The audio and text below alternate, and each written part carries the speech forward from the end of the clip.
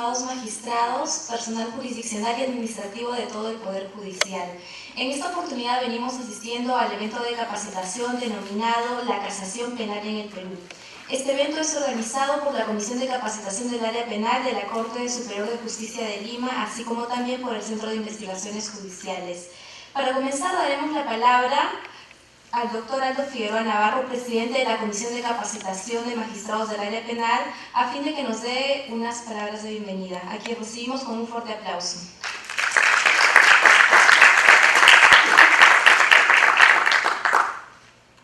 Buenas noches, señor Juez Supremo, doctor César San Martín Castro. Buenas noches, doctor Iván Sequeiros Vargas, presidente de la Corte Superior de Justicia de Lima.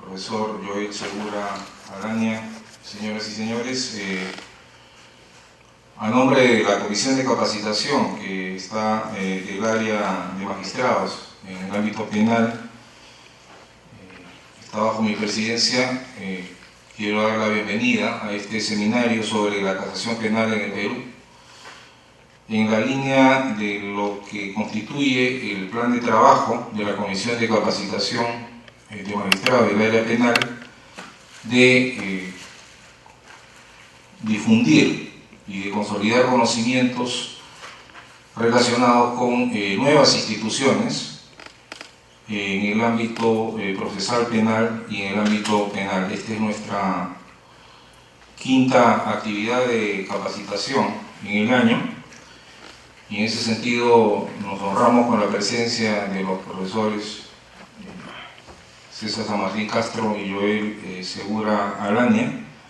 quienes han tenido la gentileza de aceptar nuestra invitación para efecto de esclarecernos en algunas ideas o en algunas cuestiones problemáticas relacionadas con la casación penal en el Perú.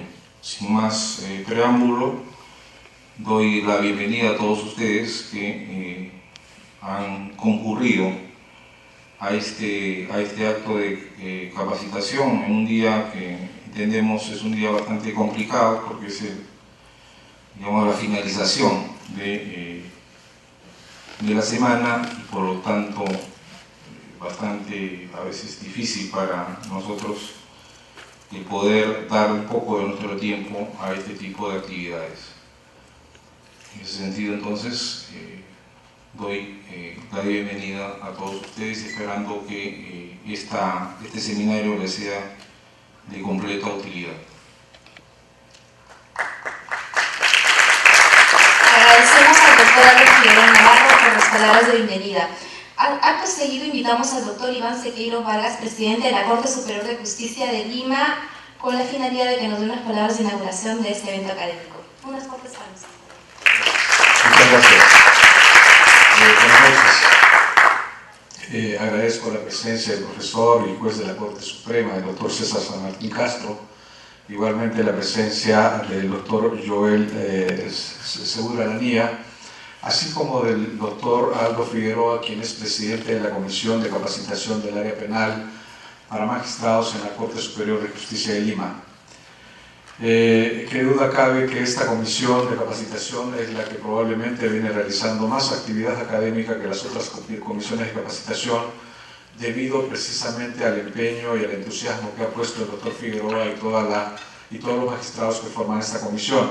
Por esa razón, casi semanalmente estamos en este ambiente inaugurando diversos cursos para que los magistrados y demás trabajadores del Poder Judicial se vean beneficiados con información académica de primer orden, como en este caso con la presencia del mejor procesalista de materia penal que tenemos en el Perú, el doctor César San Martín Castro, quien evidentemente constituye un fuerte motivo para estar presente acá y escuchar sobre el tema de la casación penal en el Perú.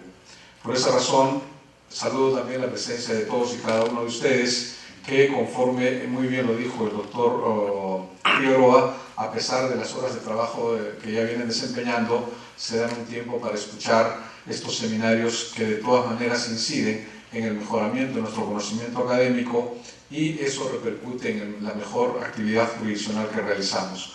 Por esa razón, sin más preámbulos también, y a fin de que podamos escuchar ya las disertaciones de los dos profesores que han sido invitados, declaramos inaugurado este curso y espero que todas las curiosidades, todas las preocupaciones y todos los conflictos que tengamos sobre casación penal en el Perú sean preguntados en esta ocasión, porque pocas veces tenemos la suerte de estar ante tan dignos expositores para poder salir de las dudas que normalmente tenemos en muchas materias del derecho. Declaramos inaugurado el evento y ojalá sea de pleno éxito para todos. Muchas gracias. Muchas gracias, doctor Iván Sequeiros. A continuación daremos paso al doctor César Martín Castro, no sin antes mencionar un pequeño resumen de su hoja de vida. El doctor es bachiller y abogado por la Universidad Nacional Mayor de San Marcos, ha realizado estudio de maestría en Ciencias Penales en la misma casa de estudios, es doctor en Derecho por la Universidad Nacional San Agustín de Arequipa, ha laborado en el Poder Judicial desde 1976 hasta 1992 como empleado de la Corte Superior de Justicia del Callao. Ha sido relator titular de la Sala Civil del Callao, juez instructor provisional del primer Juzgado de Instrucción del Callao, juez instructor titular del 21 Juzgado de Instrucción de Lima y vocal titular de la Corte Superior de Justicia de Lima. Desde 1994 hasta el 2004 fue abogado integrante del Estudio Benítez de las Casas Forno y Ugaz. En el año 2000 se incorporó como socio principal de dicho estudio y reingresó en marzo del 2004 al Poder Judicial como vocal titular de la Corte Suprema de Justicia. Ha desempeñado la presidencia de la Sala Penal Permanente y Transitoria, así como ha sido elegido presidente del Poder Judicial en el periodo 2011 y 2012. Es autor del libro Derecho Procesal Penal 2, Derecho Procesal Penal, el cual contiene 2 tomos en la edición de Gridley, y actualmente es profesor ordinario de Derecho Procesal en la categoría de principal en la Pontificia Universidad Católica del Perú. Sin más, daremos la bienvenida con unas fuertes palmas a nuestro profesor y docente.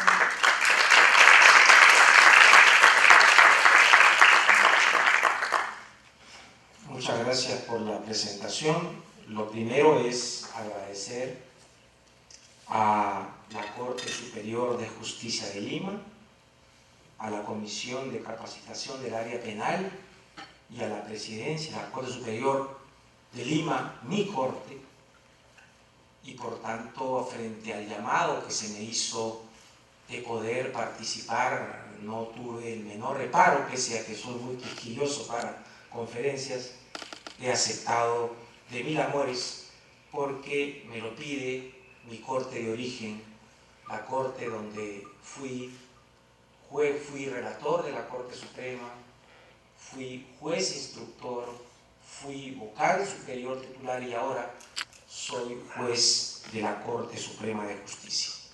En consecuencia, mi vida ha estado asignada, por un lado, por la carrera judicial y por otro lado, por la academia.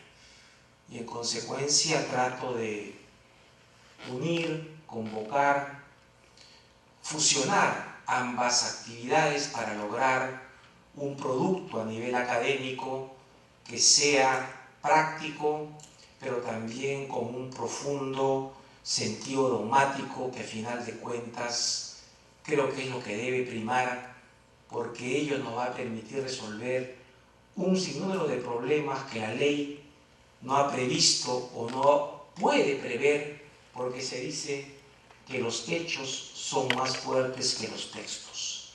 Si es así, entonces lo más importante es aprender primero dogmática en un sentido clásico, luego abordar un pensamiento problemático y después trabajar la jurisprudencia.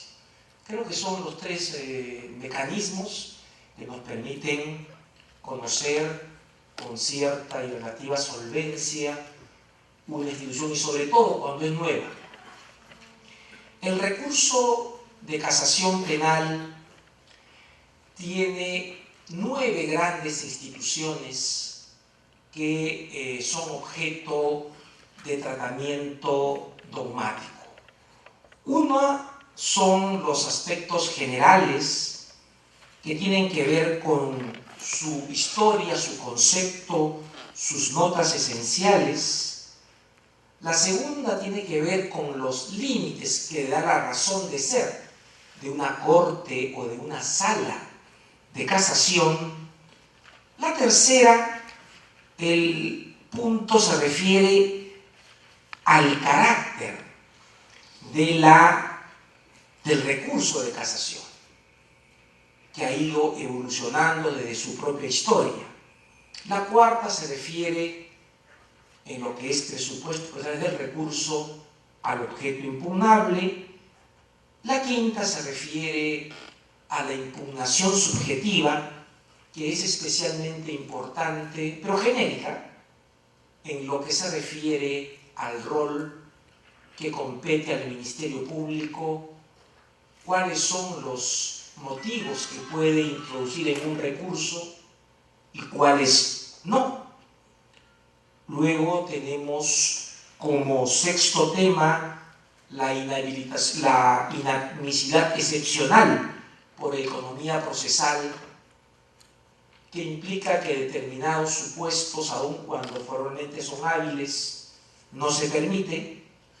Luego, en séptimo lugar, se tienen los motivos. Se dice motivos, aunque acá se utiliza el término de causales.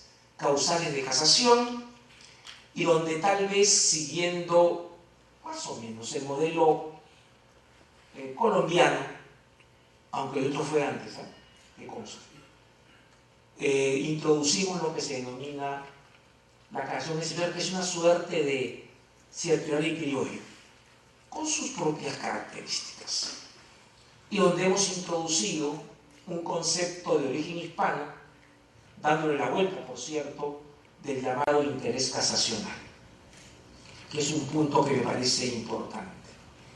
Luego, cuando trabajamos los motivos de casación, aquí, a diferencia de las últimas reformas en el derecho comparado y en la casación civil, ya no se utiliza, hoy día se utiliza un solo motivo, infracción normativa, y nosotros hemos seguido con la tradicional diferencia de motivos varios, pero que en el fondo son todos ellos motivos vinculados a infracción de la ley, que creo que ese es el punto que nos unifica, y como un tema peculiar en lo penal en relación a la llamada casación jurisprudencial.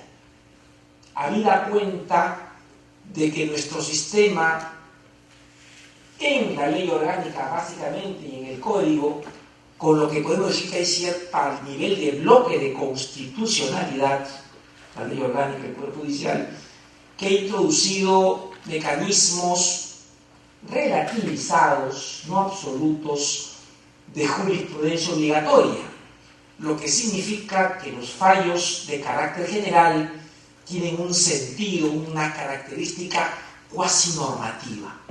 Por eso es que se justifica. No es solamente entender la casación jurisprudencial o la jurisprudencia como una fuente complementaria. No.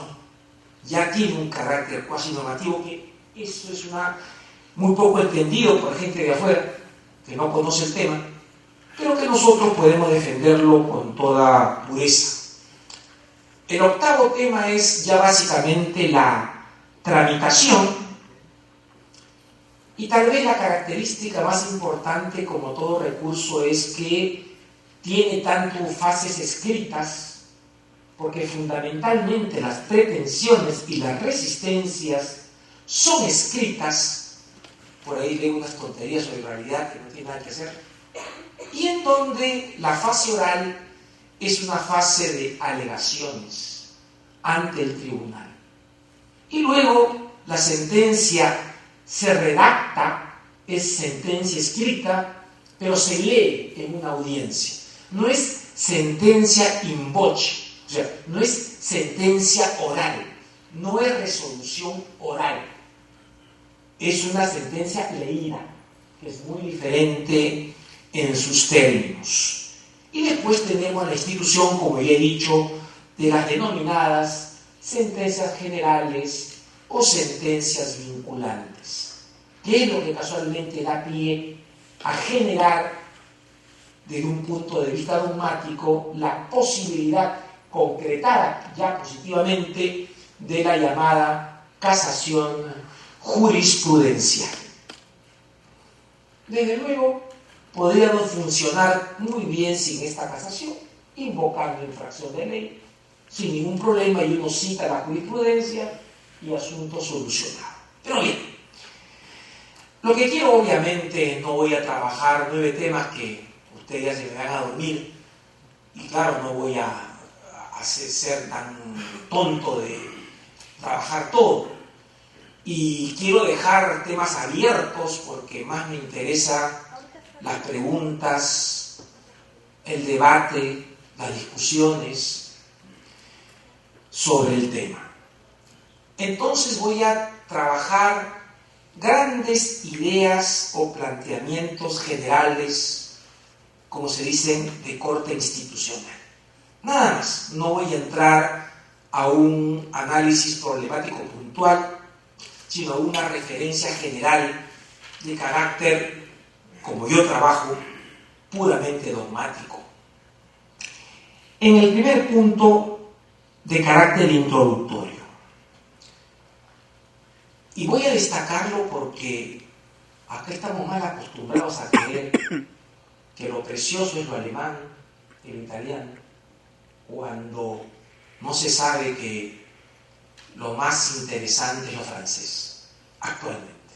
Pues bien, la casación es una institución de influencia francesa, nació allá en 1789 y en 1790 se creó el Tribunal de Casación, que ya en 1804 se judicializó y se convirtió en Corte de Casación.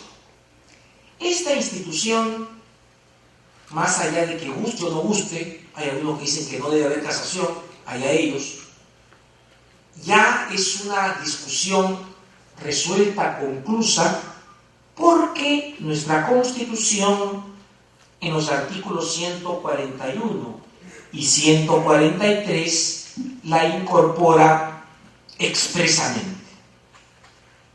Y como se trata de una institución que tiene 2 niveles de derecho orgánico procesal y de derecho funcional procesal, encarga a la Corte Suprema de Justicia, cabeza del Poder Judicial, el conocimiento exclusivo y excluyente del recurso de casación, y además regula, dispone la Constitución que debe desarrollarse propiamente el recurso de casación.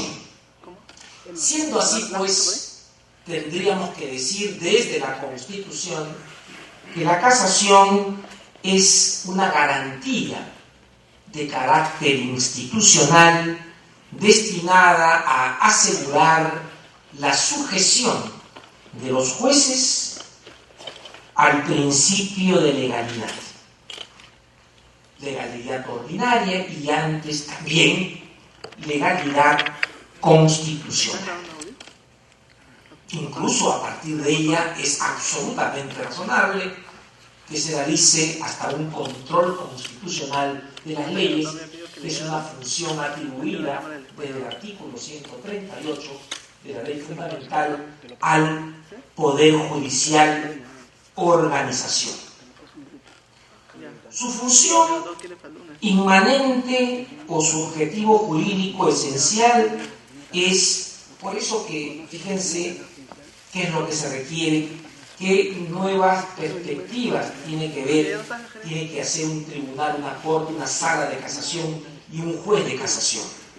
Es buscar la interpretación única de la norma jurídica que favorezca la aplicación uniforme por los demás órganos jurisdiccionales, de acuerdo con esa función protectora de la norma o monofiláctica que tradicionalmente se le atribuye. Sus fines constitucionalmente protegidos están vinculados, pues, a la afirmación del principio de seguridad jurídica y al principio de igualdad ante la ley, como además de principios, valores superiores del ordenamiento jurídico y también entendidos como, por la filosofía del derecho, como derechos fundamentales. Este es un tema que siempre habría que tener muy presente. Siempre se insiste que el recurso de casación y el tribunal de casación o corte de casación o sala de casación siempre ocupa una posición esencial en el sistema de las garantías institucionales de un Estado constitucional. Eso me parece importante resaltarlo. Y por ello, no solo está al servicio de la protección de intereses ligados a la necesaria depuración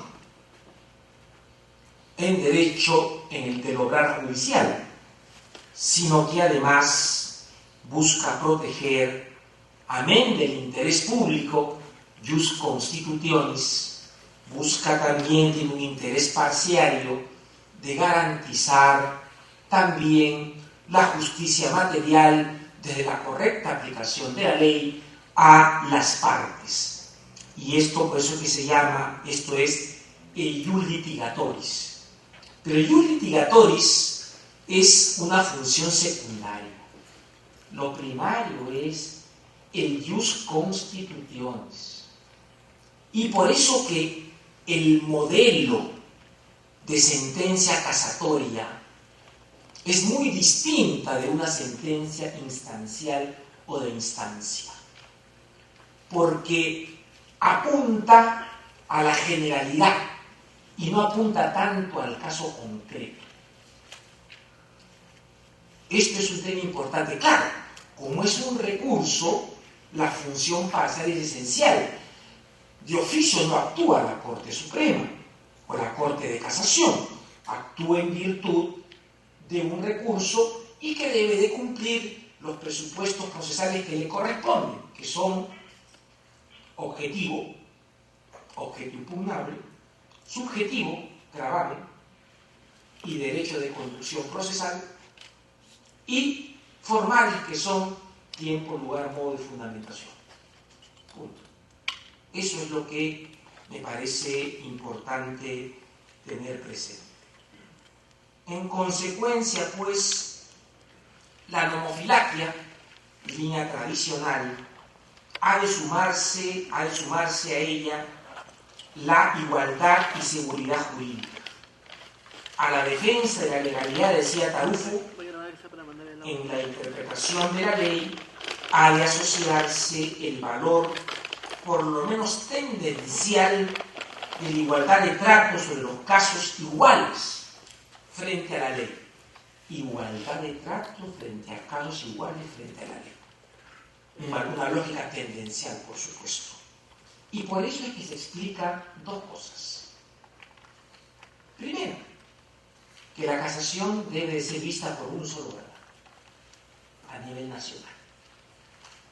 Y segundo, que debe de haber la menor cantidad de salas o secciones posibles para evitar la contradicción, que es un crimen judicial en términos, si ustedes quieren, escandalosos, ¿no? Es un crimen.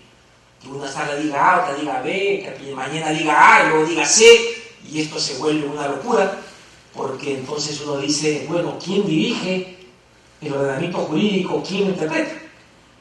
Esa es la casación. Pero, como dice muy bien también Tarufo, el número de causas es inversamente proporcional a la calidad de las sentencias y a su vocación unificada. Si hay muchas causas, va a ser imposible. Si hay muchas secciones o salas de casación, va a ser imposible. Si hay especialización en casación penal, va a ser imposible. Creo que eso es un tema que tenemos que tomar en cuenta. La estabilidad del órgano de casación debe de estar garantizada en modo sumo. La estabilidad. No cambiar los jueces a cada rato de órganos colegiados, sino procurar y tender a que los jueces se capaciten y se especialicen en un ámbito que es novísimo, aunque fíjense, es de 1790. Pero para nosotros es novísima la casación. Muy bien. La competencia funcional, como saben ustedes, se concreta a la llamada quaestio iuris, nunca a la quaestio facti. Ese es un punto que habría que tener presente. En consecuencia, concepto y luego notas esenciales. Sigo ahí a mi maestro Jimeno, que él traza un tema de cómo es que debe trabajarse dogmáticamente una institución procesal. El concepto. ¿Cuál es mi planteamiento a la luz del código? Cuando uno hace dogmática de su código y no de un código extranjero. Es un medio de impugnación extraordinario, no es un medio de gravamen, que es la apelación de sentencias, que produce los efectos de evolutivo, no suspensivo, por eso que se debe elevar copias y no el cuaderno principal. O al revés, el principal se queda copia para la ejecución en el juzgado correspondiente. No se debe el principal. Salvo el caso de libertad y extensivo en lo favorable, que es un principio general del sistema procesal penal porque no tiene carácter personal. Eso es algo que ya es una característica general vinculado al principio del pro reo. También es algo absolutamente claro para todos nosotros. Es un medio de impugnación mediante el cual se somete a la sala penal de la Corte Suprema de Justicia el conocimiento a través de motivos o de causales tasadas, determinadas sentencias y autos definitivos dictados en apelación por las Cortes Superiores con el fin de lograr la anulación de la resolución recurrida. Y todo ello con fundamento en la existencia de vicios, digamos en un término mucho muy amplio, vicios en la aplicación e interpretación de las normas de derecho objetivo aplicables al caso. Hoy en día ya se dice derecho objetivo, con lo que ya comprendo constitución, ley, reglamentos, norma de experiencia, jurisprudencia, en fin, todo, costumbre, todo. Ese es el derecho objetivo. Fíjese ese contenido amplio que tiene. Y mucho he leído algunas casaciones en las salas constitucionales que empiezan con una moncera, ¿no? Dicen, el recurso de casación es eminentemente formalista. Mentira, porque eso violenta el principio de tutela jurisdiccional, que hace mención a la flexibilidad del recurso. Decir eso es sencillamente repetir una frase del pasado, hasta decir una frase premoderna. Eso no es así. La casación no puede ser formalista. ¿Por qué? Porque es una garantía institucional que protege derechos fundamentales. ¿Cómo va a ser formalista? No. Ese es para la luz de las cosas. Desde luego no es una instancia más, por lo que no se puede realizar un enjuiciamiento fáctico, jurídico del objeto procesal que venga a sustituir al juicio dado en apelación por la Sala Penal Superior, sino un juicio dirigido exclusivamente y directamente a anular. Casar es anular, es sinónimo. La resolución recurrida y por haberse cometido en su elaboración algún error injudicando o improcedendo. Eso es básicamente un concepto complejo del recurso de casación como una institución de derecho procesal funcional como de derecho orgánico. ¿Orgánico por qué? Porque la Corte Suprema, no hay otro más. Son 4 las notas esenciales del recurso de casación penal. Digo del penal porque ahí nos separamos bastante de los demás recursos. Uno que es común, porque la casación es única, es su carácter extraordinario. De un lado, los motivos, su causa susceptible de hacerse valer mediante su intervención aparecen tasados. O sea que la causa de pedir, o si lo que sea guachafo, la causa petendi, son los motivos o las causales. Que nunca confundan con la fundamentación. No, motivo. Y ustedes lo que se puede hacer incluso ahora, en cualquier recurso, no me pueden introducir otra causa de pedir en un escrito ampliatorio o complementario, no. La primera vez que tú haces murió el tema. Ya usted no puede decir me equivoqué, que estoy dentro de 10 días. No, señor, no hay caso. En el momento en que usted fundamenta, ya precluyó su posibilidad de ampliar la causa de pedir. Usted podrá incorporar alegatos ampliatorios que aclaren, amplíen la fundamentación, la motivación. Por eso que el tribunal puede fallar de modo distinto a la fundamentación, pero dentro de la causa de pedir, porque ahí se radica la congruencia o la correspondencia. Eso también que quede bastante claro, Esos locos que empiezan a presentar escritos y escritos, luego en el acto oral o en la audiencia oral, me sacan otra cosa como el culto de que han cambiado de abogado. La defensa es única. Lo que se dice, eso se defiende. Y no se introducen nuevos argumentos. Eso también es un tema importante. Esto no es formalismo.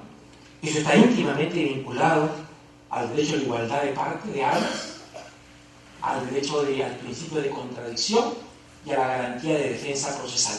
Tengan eso en cuenta. En segundo lugar, el carácter devolutivo. La competencia funcional exclusiva y excluyente corresponde a la sala penal, órgano superior del sistema de justicia ordinaria. Segundo, su carácter no suspensivo,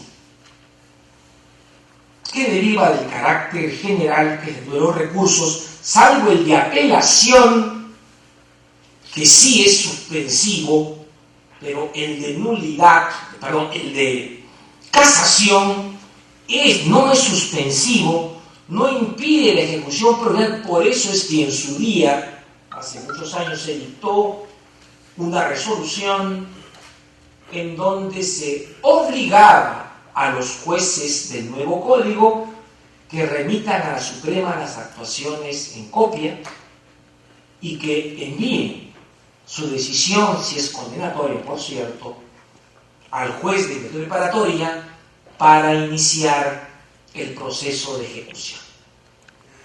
Por eso, tan sencillamente por eso.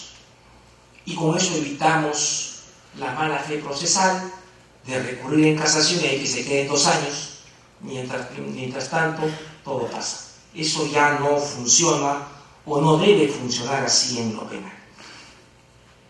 Luego viene una característica final donde decimos que si bien el recurso de casación tiene lugar a pedido de parte como corresponde, o sea, sigue el principio de rogación, se llama eso. De ahí su función parcial ya, defensa de las partes que recurren, pues mediante el recurso las partes defienden sus llamados derechos e intereses legítimos, o sea, el jus litigatoris. Pero la función más relevante, como siempre hemos dicho, y eso es algo de manual, es algo, como que dice doctrina pacífica, es la protección o salvaguarda de las normas del ordenamiento del derecho objetivo, la non filaquia, y unificadora de la jurisprudencia en aplicación e interpretación antes del derecho, que eso se llama ius constitutionis, defensa del derecho objetivo. Los alemanes dicen que ambas concepciones no pueden interpretarse o no pueden ser separadas conceptualmente. Schlüter dice que la casación es una instancia legal para la corrección de fallos legales en servicio a la unidad jurídica y a la justicia en el caso concreto. También. Pero recuerden siempre que la primordial función es ius constitutionis, defensa del ordenamiento jurídico, valores de seguridad jurídica e igualdad. Punto.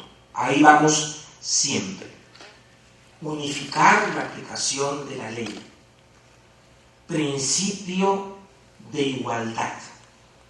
Principio o el valor, seguridad jurídica, que tiene una correspondencia con el valor justicia material. No hay contradicción entre seguridad jurídica y justicia material. Son valores complementarios como cara y sello de nuestro ordenamiento, de cualesquiera ordenamiento jurídico. Segunda idea que quiero trabajar, de 3 o 4 que diré nada más. Límites de un tribunal de casación, o de una corte de casación, o de una sala de casación. Hay límites que hay que verlos desde la naturaleza jurídica del instituto y desde su ámbito funcional. Desde su llamada pomposamente de naturaleza jurídica, el recurso de casación, a diferencia del recurso de apelación, el recurso más importante del sistema procesal eurocontinental, por si acaso, el de apelación, es el más importante, en que se obtiene un nuevo examen del caso en la apelación, es un recurso ilimitado, solo limitado por las pretensiones o puntos impugnativos del apelante, nada más que por eso, y que conoce tanto la cuestión de hecho como la cuestión de derecho. En cambio, la casación está sujeta a un límite infranqueable, se circunscribe sobre la base inmutable de los hechos fijados en la instancia a examinar lo que decía Gómez Orbaneja, la concepción causal del fallo, o bien, desentendiéndose del sentido de éste, la regularidad del proceder que haya conducido a él, o sea, tema de carácter de procedimiento. Ustedes saben que encontramos siempre dos grandes vicios, ¿no es cierto? Uno que se refiere al procedimiento y otro que se refiere, que se llaman los defectos estructurales de resolución, ¿cierto?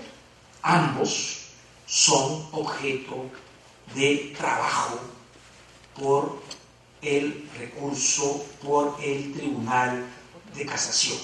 Pero siempre todo ello limitado, circunscrito, o si ustedes quieren una palabra maldita, parametrados por los motivos de casación expresamente autorizados por la ley e invocados por el recurrente. Ello quiere decir que el recurso de casación no puede ser considerado como una simple alegación de instancia, que es el error que aún siguen cometiendo los abogados, pero lo entendemos porque es algo nuevo, algo que merece aún seguir batallando por estudiarlo y por mejorarlo. Debe ser entendido como un escrito, el recurso de casación, sistemático, que indica y demuestra lógica y jurídicamente los errores cometidos en la sentencia, violatorios de una norma material o de una norma procesal, ceñida a las exigencias mínimas de la forma y el contenido ojo, dijo exigencias mínimas, yo diría mejor básicas, soy Celinda, de qué precisa la ley. Ahora bien, cuando uno invoca una infracción legal, lo que no puede buscar indirectamente es modificar el material fáctico, el material probatorio. Eso no se va a tocar. Pero esta referencia a los hechos declarados probados tiene un sentido material, es decir, no es necesario que los hechos se contengan en el relato de hechos probados de la sentencia, sino que el factum, los hechos, también se integrará por los datos puramente fácticos que obren en los fundamentos jurídicos de la sentencia. Se excluyen los llamados juicios de valor, que no son hechos en sentido estricto. Solo está autorizada la revisión del error injudicando in iure, esto es, el del juicio jurídico relativo realizado al dictar la sentencia, sin posibilidad de alterar los hechos probados sobre los que el juzgador de la instancia ha aplicado el derecho. No es pues la creación de una tercera instancia o una segunda apelación revisionista del proceso. Permite solamente el control in iure, gira en torno a la quaestio iuris. Sin embargo, lo que sí me gustaría aclarar es esto de la quaestio iuris o de la quaestio facti, con todos lo que significa los cambios que la filosofía del derecho básicamente y el procesal han venido, y el derecho jurisprudencial han venido a incorporar. Nos parece importante hoy en día que hay garantías de carácter constitucional y que tienen un nivel procesal, aunque de efectos materiales, como es, por ejemplo, la presunción de inocencia, o como es, por ejemplo, la motivación que integra, no el debido proceso, por favor, integra la tutela jurisdiccional. Hay que, en estos temas, de tener cuidado para identificar las garantías. Montero decía, cada país organiza su tema de garantías constitucionales de un modo propio. Lo que dice Costa Rica o lo que dice Argentina no es lo que voy a decir, lo que va a decir un peruano. Eso es tema de lo que es España, que cada rato se citan sentencias españolas y sobre todo mal citadas y a veces ni siquiera la fuente. El tema, creo yo, tiene que ver con lo siguiente. Los hechos, y esto lo digo a partir de la famosa sentencia Mohamed, ¿no?, de la Corte Interamericana contra Argentina, que ha venido a generar un cambio importante respecto de la condena del absuelto en segunda instancia. Ahora, esa sentencia no va más allá, no dice que no es posible, dice que debe de haber otra sentencia, debe haber un doble confort. Y esta función puede cubrirla, según el caso, la casación, en la medida de sus características internas. Uno no puede trabajar la casación como se hizo en Francia. Porque usted lee a un autor francés, la casación tiene un sentido riquísimo, muy amplio. No era el sentido original. He visto la falla del Comité de Derechos Humanos de Naciones Unidas sobre la casación y en verdad son estúpidos, que reflejan un desconocimiento supino de lo que es la casación. Pero bueno, o cómo se aplica la casación en España, cómo se hace en Francia ahora, o cómo se hace en Alemania o en Bélgica. Me parece a mí algo lúdico, pero en fin. ¿Uno puede controlar los hechos? Sí. Claro. Ahora, nosotros tenemos lo que no ha visto el TC, porque ve otras orientaciones. En el tema de logicidad es el modelo italiano, de motivación es italiano. ¿Ve? Y en el tema de inocencia es básicamente hispano. En consecuencia, como ustedes saben, el recurso, la garantía de inocencia tiene 5 reglas de juicio, 5 reglas de prueba y una regla básica de juicio.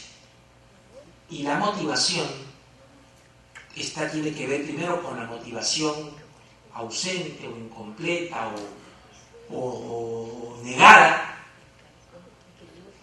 que es defectuosa desde el punto de vista constitucional, o sea, ausencia de motivación, y luego la ilogicidad, que tiene que ver ya sea con las premisas o ya sea con la inferencia. Punto, eso es que motivación aparece de sus tonterías. Sencillamente no conocer cuál es nuestra orientación jurídica. ¿Ya?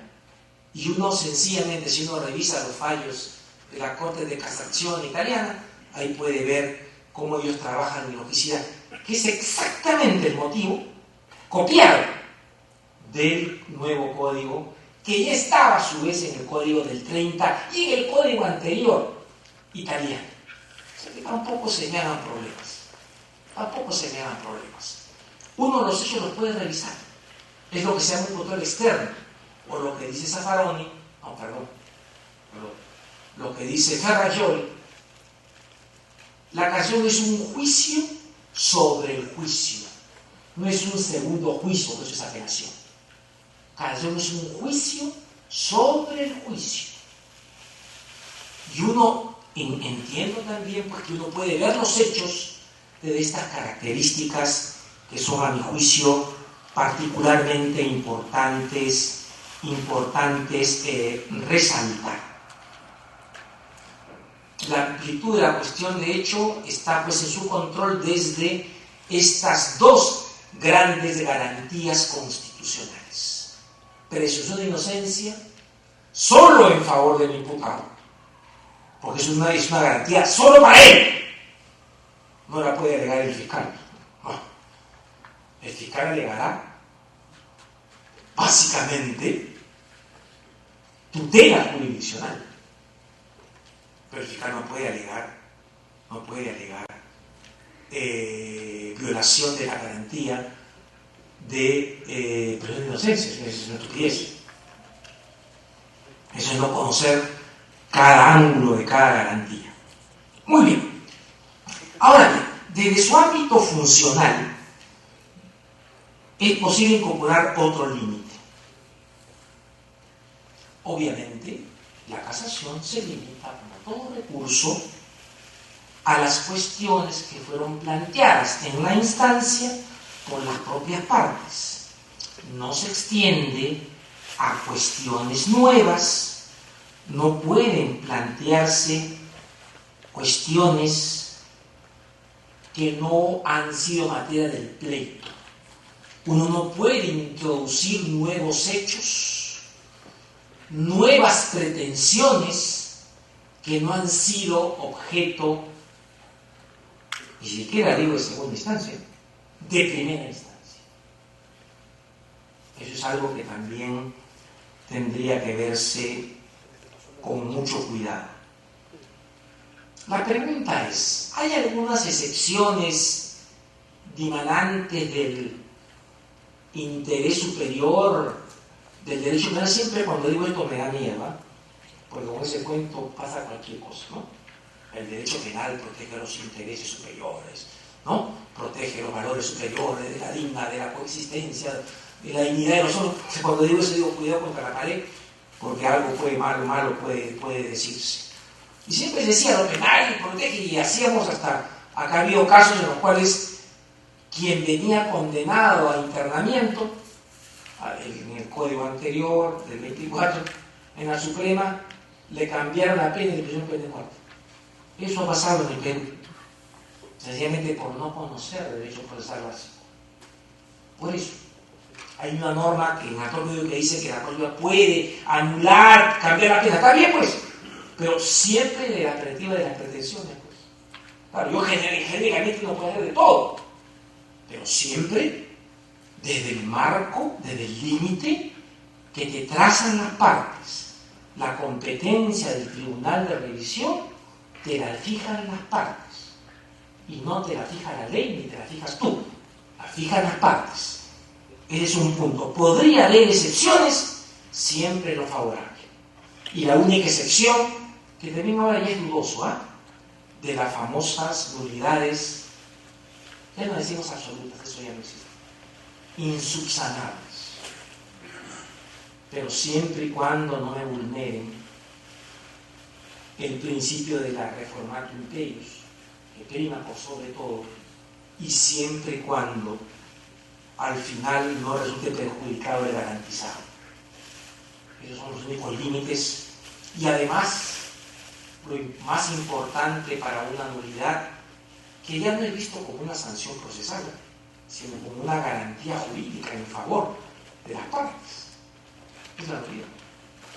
Siempre que se genere indefensión material absoluta. Y una cosa le digo a los jueces de apelación, ¿por qué anulan cuando hay defecto de resolución? El juez no ha valorado esto, el juez ha dicho tal cosa. Oye, valoran ustedes y resuelvan. ¿Por qué van a anular? Todas las normas procesales contemporáneas últimas le dan al juez de apelación la posibilidad de que no hay nulidades por defectos estructurales de resolución, incongruencia, citra petita, extra petita, todo lo que es el tema de violación de la reformatio imperius, todo eso usted lo puede corregir llanamente. No hay por qué anular. Solamente se anularía cuando son vicios de procedimiento y siempre que generen indefensión material y usted no pueda subsanar. O sea que de 100, 3 o 4 deben ser anuladas. Nada más. Si no, me parece una estupidez monumental anular diciendo no hay motivación. Pero una cosa es que lo haga el TC porque no tiene capacidad jurídica para entrar con el asunto. Otra cosa es que la ciudadanía tampoco puede invocar porque la sentencia, nosotros tenemos ese poder para motivar de modo distinto y corregir las irregularidades, los defectos procesales de estructurales. Punto. No imitemos lo que dice el TC, porque son funciones distintas. Es un órgano extra jurídico, extra poder judicial de la organización, que no tiene poderes de hecho. Nosotros sí los tenemos. Por eso es que no se trata de anularlas. La sentencia es nula porque no ha motivado. Motívenla ustedes, pues, censúrenla y motívenla. Y punto. ¿Por qué van a anular? En fin, es un tema que yo destaco. Tercero, hago un cuarto y ya me callo, para que ustedes puedan preguntar lo que quieran. Carácter del recurso de casación. El artículo 433 se dice apartados 1 y 2 o numerales 1 y 2, no se dice incisos, que es diferente. Bajo la decisión de la Corte Suprema, concederá la casación a la casación estimada, o sea, la que se queda fundada, carácter rescindente. Toda casación fundada siempre es rescindente, porque es anulatoria, anula la decisión impugnada. Pero, cuando corresponda, tendrá un carácter rescisorio. Y como dice la norma, en tanto para ello, es muy amplia, también es de carácter italiano, no sea necesario un nuevo debate sobre los hechos, nuevos debates. Si no hay un nuevo debate, el Tribunal de Casación dictará el fallo de reemplazo. O sea, no tiene un carácter, no se va a devolver. ¿Correcto? Eso es muy importante. O sea, no hay reenvío. El reenvío solamente es cuando se requiere un nuevo debate fáctico. Si no, no. Si no, no. Y no solo se trata de errores, bueno, decimos, los errores sobre la ley penal material son, la sentencia va a ser rescindente y rescisoria. Sobre la ley procesal dependerá. Si es básicamente sobre defectos procesales, será mediante decisiones estructurales. Y si es sobre error, vicios de procedimiento, solamente podrá ser rescindente. Rescindir es anular. Y rescisorio es cuando tú haces el nuevo juicio de mérito. Actúas como tribunal de instancia, así se dice. Aunque eso no es tan cierto, es una palabreja que se ha metido ahí, que algunas leyes la han puesto, pero que no es verdad en términos estrictos por naturaleza del recurso de casación. Pero bueno, se utiliza pues. Eso mucho ha servido de respuesta de España frente al comité, que creo que ya está por cambiar de opinión, así que espere, no es cuestión de tiempo. Muy bien. Sobre el objeto impugnable, lo único que me interesa destacar es una cosa que es central. Hay muchos que invocan el derecho a la prioridad de la instancia, el famoso numeral 6 del 139. Como ustedes saben, una norma constitucional procesal requiere de un desarrollo legal. Esa norma lo único que te dice es que las sentencias que se dio sobre el objeto procesal de carácter definitivo y los autos equivalentes sobre seguimientos, excepciones fundadas, etcétera, cuestiones prejudiciales, esos necesariamente deben ser objeto de impugnación general, apelación. Pero sobre casación, la ley sí lo dice también, pero además construye en cascada un conjunto de limitaciones.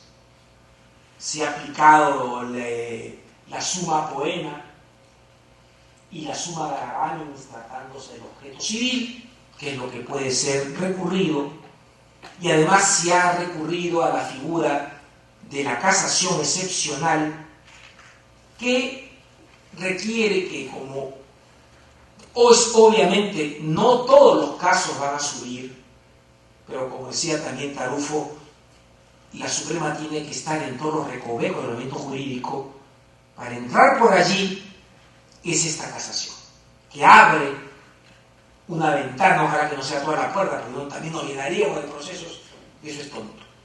Uno tiene que identificar lo importante, lo que necesita, que es lo que se llama la labor de los autos tribunales, que es pacificar. Eso se llama pacificar en derecho procesal. Quiero pacificar, o sea, poner fin a un problema, darle un sentido de resolverlo. Esto es así, mal o bien, pero esto es así. Y es cierto y es justo porque lo dice la Suprema, porque es la función de ella.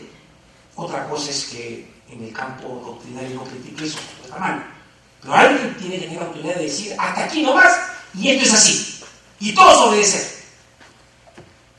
Puede uno apartarse, claro, motivando, pero siempre alegando cuestiones diferentes de la tratada. O sea, dando argumentos distintos, no repitiendo el argumento que fue objeto de revocación expresa por la Suprema. No hacerlo, yo creo que ahí está lindando. Es un tema discutido, un poco peligroso también, con la prevaricación o con la infracción disciplinaria. En aquellos casos en los cuales te apartas, pero no das argumentos nuevos, sino repites un argumento expresamente revocado. Pero en fin, ese es un tema, además, creo que en este punto no hay norma expresa en la ley de la carrera judicial que autorice una sanción. Por eso que creo que tampoco cabe eso. Menos prevaricación, pues eso es estúpido. Eso sí que no se puede reprimir trabajando con la ley penal, la creatividad y de los jueces. Eso sí no se puede hacer. Muy bien. Creo que el tema se va por ahí. Y hay otro punto para también acotar la capacidad que tiene la Corte Suprema de recibir casos o de tramitarlos, que son los famosos supuestos de inadmisión excepcional, como es la llamada falta de fundamento, de origen alemán, y la presencia de precedente establecido. Si hay un precedente que dice que es A, y la Corte ha dicho A, y si bien se dan todos los requisitos formales para proceder el recurso de casación, y digo, oye, usted, ya hemos visto, ese caso ya está resuelto de la forma esta. Si usted me da nuevos argumentos que uno puede cambiar su jurisprudencia, le aceptaría, pero en principio ya no voy a ver su caso. O falta de fundamento es que son los llamados recursos que carecen de base, son los recursos indignos, que no tienen contenido casacional, o que claramente se demuestra un desconocimiento básico de las instituciones, se da por probada o por dada una ley derogada o una ley inexistente, o se trabaja el tema agregando motivos que no corresponden. En fin, hay una serie de supuestos que han sido trabajados por los alemanes y por los italianos que pueden ayudar. Ojo, ayudar nada más. No seguirlos como loquitos, sino para eso tenemos propio sentido de colaboración. Insisto, y con esto acá.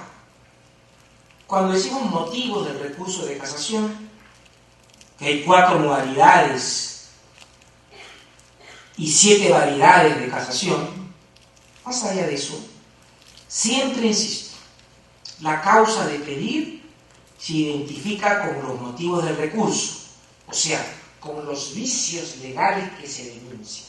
Eso que quede bien claro. Los fundamentos son solamente aquella exigencia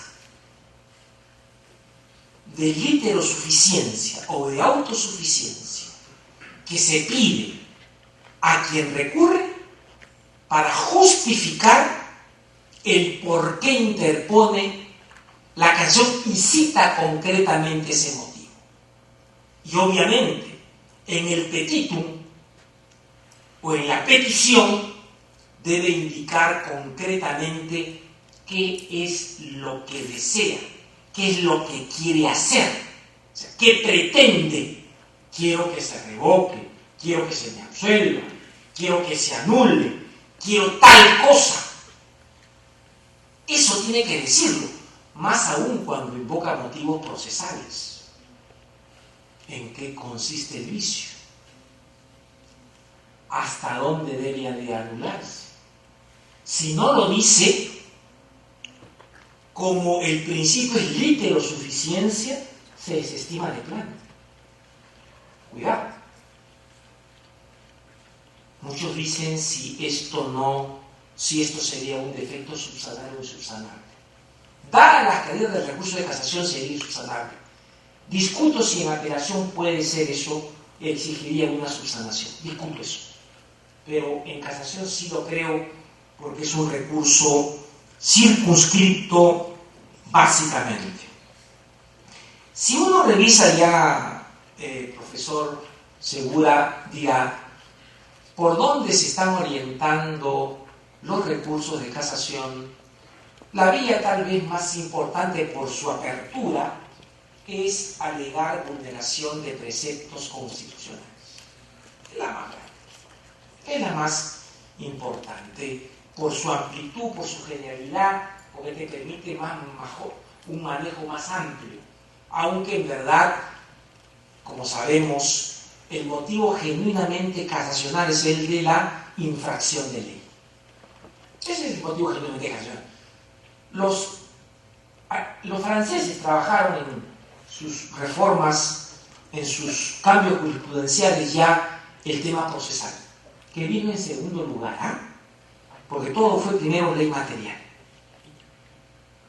Y después vino cómo se interpreta, mala interpretación, indebida interpretación, observancia, inobservancia, vicio, no vicio, y después se entró al tema de si una sentencia no está bien fundamentada, si no se entiende qué dice, si es contradictoria en sí misma, y han ido ahí evolucionando por las necesidades que se tiene de controlar. Repito, todo recurso, y más aún el de casación, exige lo que se llama la literosuficiencia.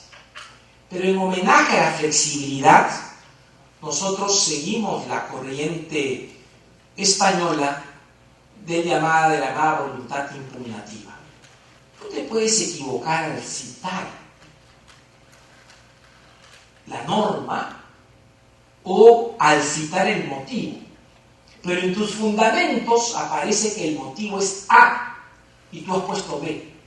Uno dice, entiéndase que es A. Eso es básicamente el concepto de voluntad impugnativa, que no implica reemplazar a la práctica, solamente corregir un error material, en aras de que haya el acceso al recurso legalmente previsto, y eso está protegido, siendo así entonces por el derecho o por la garantía de tutela jurisdiccional. Si es debido proceso, es el derecho a la instancia plural, que es otra cosa, que significa que exista un recurso de carácter vertical, genérico, que se pueda ver el hecho y el derecho, y que el Tribunal Superior tenga los mismos poderes que el Tribunal Inferior. Eso es debido proceso en cuanto a derecho al recurso. Pero acceso al recurso legalmente previsto es tutela, y se refiere a una interpretación flexible, pro accione, de las normas que regulan los recursos impugnativos. Eso es la diferencia. Así que, aunque el tribunal nuestro ha confundido las dos cosas y las mete igual, no sé qué hacer. En fin, generalmente no leo esas sentencias porque me producen mareos. Pero en fin. Luego existe, claro, hay toda una fase de sustanciación, etc. Y culmino diciendo esto. Todo el sistema recursal básicamente tiene una fase escrita, ineludible, en donde la bilateralidad implica traslado a la contraparte, por escrito, donde tú fijes tus puntos de oposición al recurso, así se llama. Y luego tiene una fase oral, que es la que pesa, que es en la cual puedes exponer tu punto de vista. Bueno, han venido a muchos a discutir quién debe estar presente cuando se produce la audiencia de alegaciones. Si no está presente el imputado, está presente, hay toda una discusión. Siempre la idea es flexibilidad y garantizar el acceso al recurso. Esa es la idea que nos debe presidir siempre. Ahora bien, dicho esto, desde luego, con apelación es diferente. Porque si tú estás trabajando pruebas y eventualmente puede haber condena absoluto, si no está, tienes que quedarlo reo contumaz y el juicio se paraliza hasta que capturen al imputado. Eso sí, no puede haber una sentencia sin presencia del imputado que cuestione el juicio histórico o el juicio de hecho o el juicio de culpabilidad. No se puede. En casación, por la duda jurídica del tema, solamente se exige que el abogado. No se exige presencia del imputado. Nunca.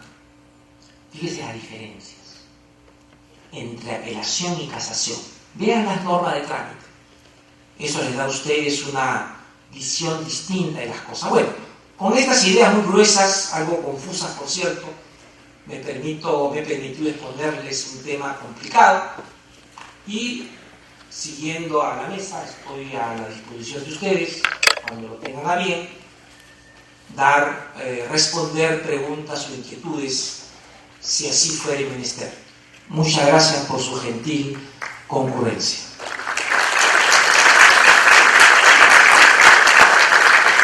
Agradecemos la excelentísima participación del doctor César San Martín, bueno, quedando abierta en este momento la posibilidad de formular preguntas. ¿Sí? ¿Por ahí?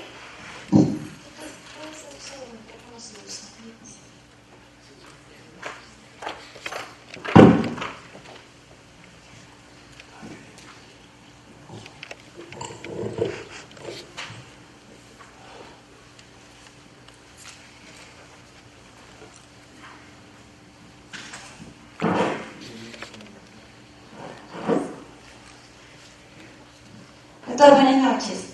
Usted acaba de mencionar que los requisitos o las causales del recurso de casación son taxativas, o sea, están indicadas expresamente en la norma, y que es evidente que un motivo para que se dé esta taxatividad es por la nomofilactis, ¿no es cierto? Entonces, yo he tenido la oportunidad de leer acerca de la voluntad impugnativa en una sentencia en la cual el juez puede reconducir o variar la causal que alegó en la casación para poder declarar como bien concebido el recurso. Entonces mi pregunta es, ¿eso no vulnera la naturaleza jurídica de este recurso de la casación? No, siempre y cuando esta voluntad impugnativa no signifique desde el órgano judicial hacer un cambio de pretensión, de causa de pedir. Si usted está alegando, por ejemplo, presunción de inocencia e invoca el inciso correspondiente a infracción de norma procesal, ¿qué hago yo como Tribunal Supremo? La reconduzco al inciso primero, ¿no? Que es sobre precepto constitucional.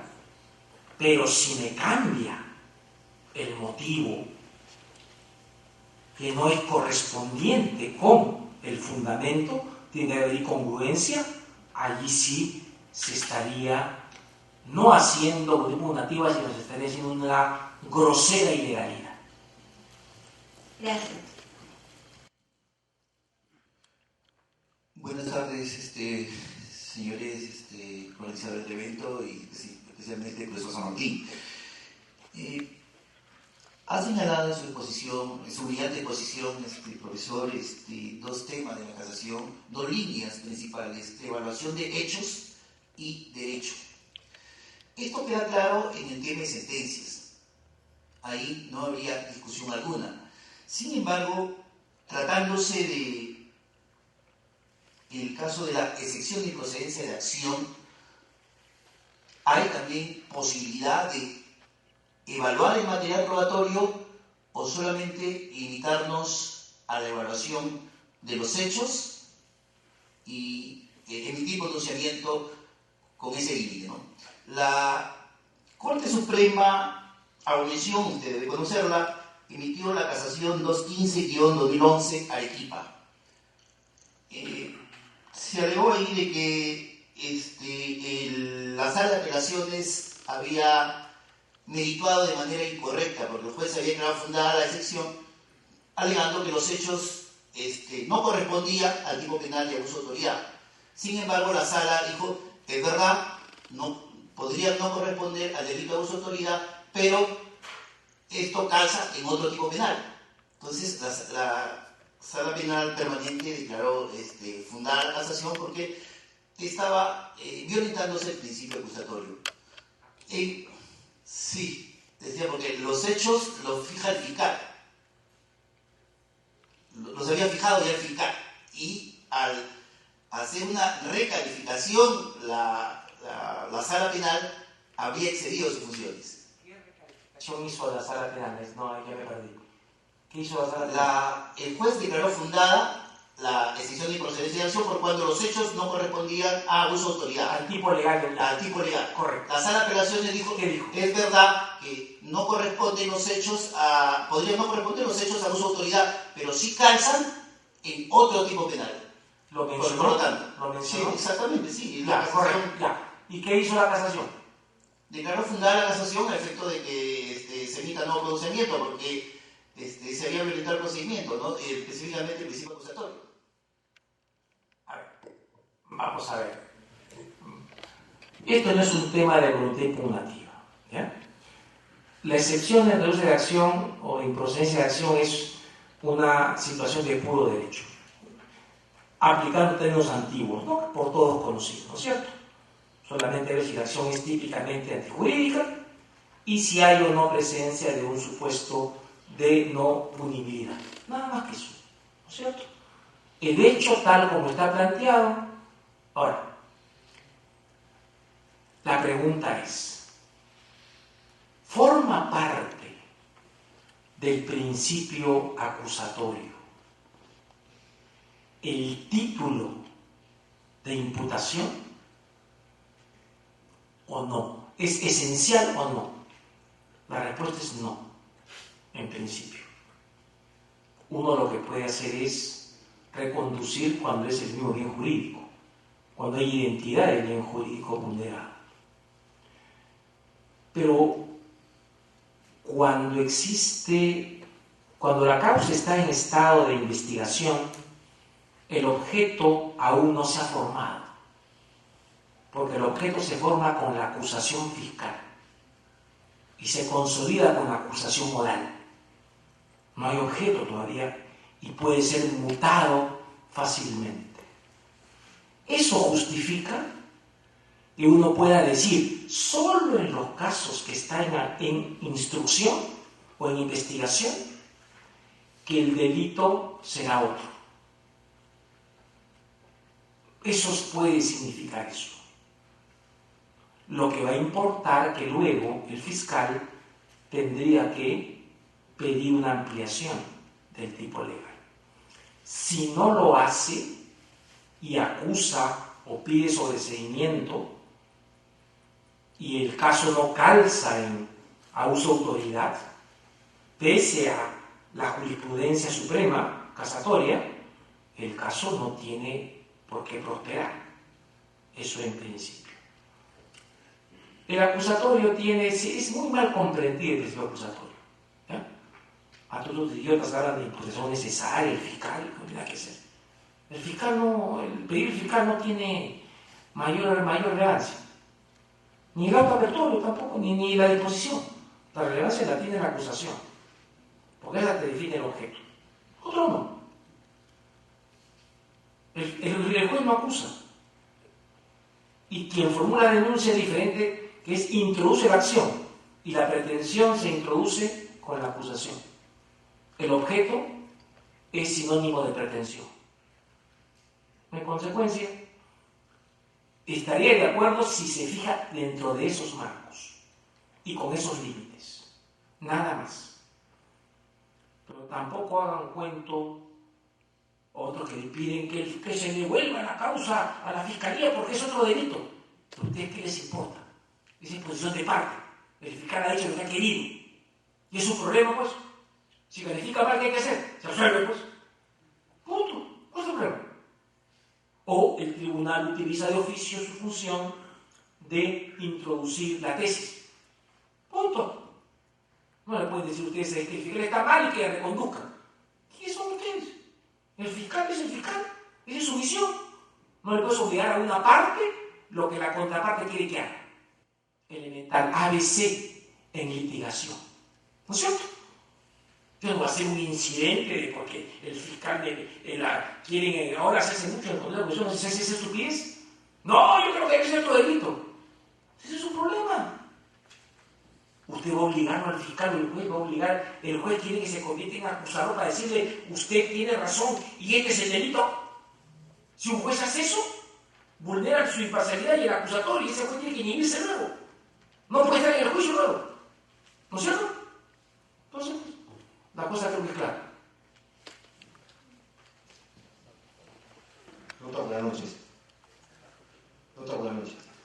Doctor, el Código Procesal Penal señala que se puede condenar al absuelto, pero se condena al absuelto y él ¿dónde va a recurrir? Porque tiene que haber dos sentencias que tiene que confirmar la condena. El doble conforme, sí. La Corte Interamericana de Derechos Humanos se ha pronunciado en ese extremo, Sí. Y ha dicho que incluso ese artículo sería inaplicable, porque se condena un absuelto y ¿dónde va a acudir? Porque ya la casación no es una instancia más. O sea, esa es la pregunta. Sí, cómo no.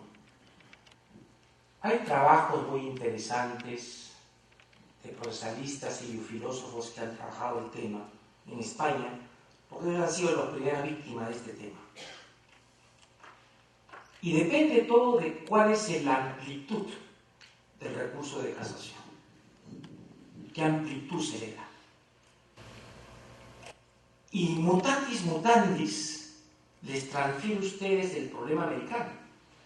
Porque esa tontería de que solamente, no tontería, pero ese principio de que solamente las sentencias condenatorias pueden ser recurridas, es típicamente yanqui, típicamente anglosajón o estadounidense.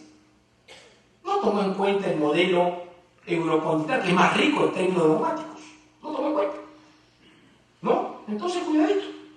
Cuando haya apelación, ¿qué hace la Corte? La anula en Estados Unidos. ¿No?